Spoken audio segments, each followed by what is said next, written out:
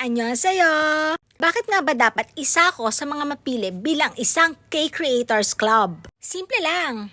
Hindi lang ako isang fan, kundi passionate talaga ako ng Korean culture. K-dramas, to K-pop, at syempre, Korean food.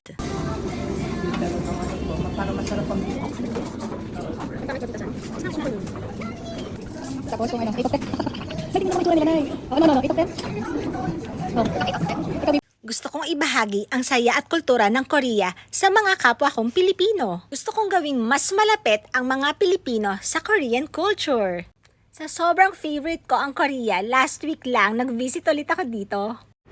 Hi guys! I'm here at my favorite country. Guess where? Nice to see you. And also, I'm using my Trader Joe's insulated bag na pwedeng-pwede din pala siyang pang hand carry. Grabe, na-miss ko yung see you. I super love see you. Nice to see you. Ang banana milk. Aba, may sugar free. Merong sugar free na. So, try natin to. Para naman makaano. Kasi this one, yung original nila. Pero same price lang sila, oh. So, try ko to. Sugar free. Try natin.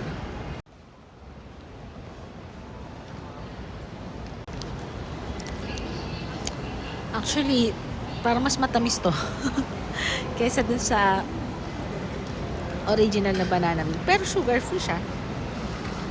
Zero. Mas parang creamy yung green. Diet. Pwede na to. Para sa akin, gusto kong mas maraming Pilipino ang magmahal sa Korean culture. Pamamagitan ng paggawa ng content na parehong entertaining at may matututunan ang mga manonood. Kamsahamnida!